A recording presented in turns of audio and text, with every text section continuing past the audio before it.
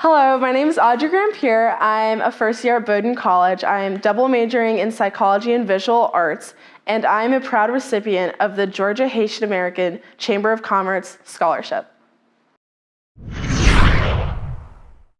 Being so far, I was excited to go somewhere new and experience something different, but it was kind of hard being so far away from my family and experiencing a new culture. Apparently Northeastern culture is obviously different from Southern culture, so adjusting to that.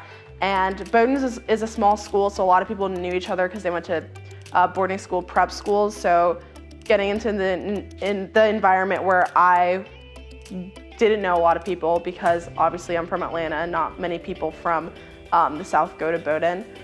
So that was kind of difficult, but the hardest part for me was the adjusting to the schoolwork, because at Bowdoin they have 4 exams that make or break your grade, so it's less of homework and reading that you have, it's 4 big tests that you do have, so your grade depends on 4 assignments, which is a lot of pressure, because each thing that you do, instead of it being worth maybe like 5 points, like 1% of your grade, it's 25, like 30% of your grade. So that was difficult adjusting to, but once I was able to maneuver that and change my study skills and prioritize my time better, it worked out. And this semester is going a lot more smoothly, because I know that like from the get-go, the first exam that I have to do, I have to kill it to make sure that my grade is good.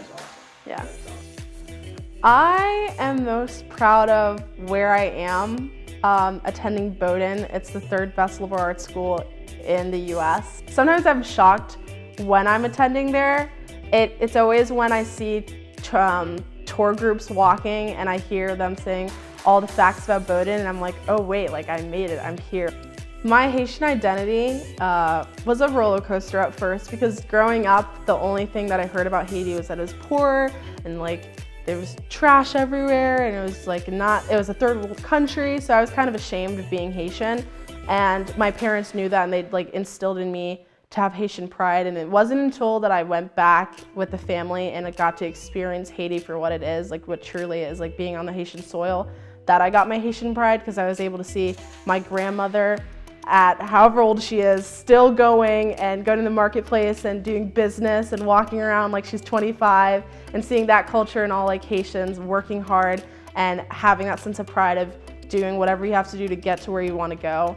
And seeing that, I was like, this is what Haiti's about, and this is what I need to represent. So to any high schoolers looking at this, or to anyone who will hear this and the people behind me, I want to congratulate you for where you have been and where you are right now. It's commendable, and I want to say keep up the good work, because if you keep doing that and keep instilling excellence and success, you will get there. And wherever you're going now, it's only the beginning of what you're gonna succeed.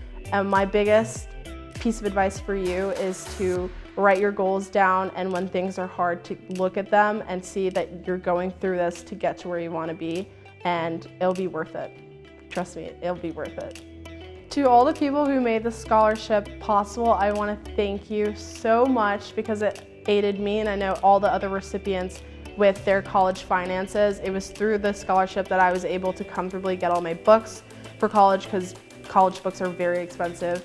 And the drive up there and getting everything situated from Atlanta to Maine was very pricey, and my family was able to comfortably do that, and we were under a lot less stress because of the financial aid that we received through the scholarship.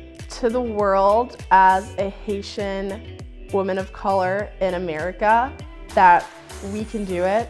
We come from a place of power and empowerment, and as a Haitian, we have a lot of pride, and I want to make sure that the world knows that.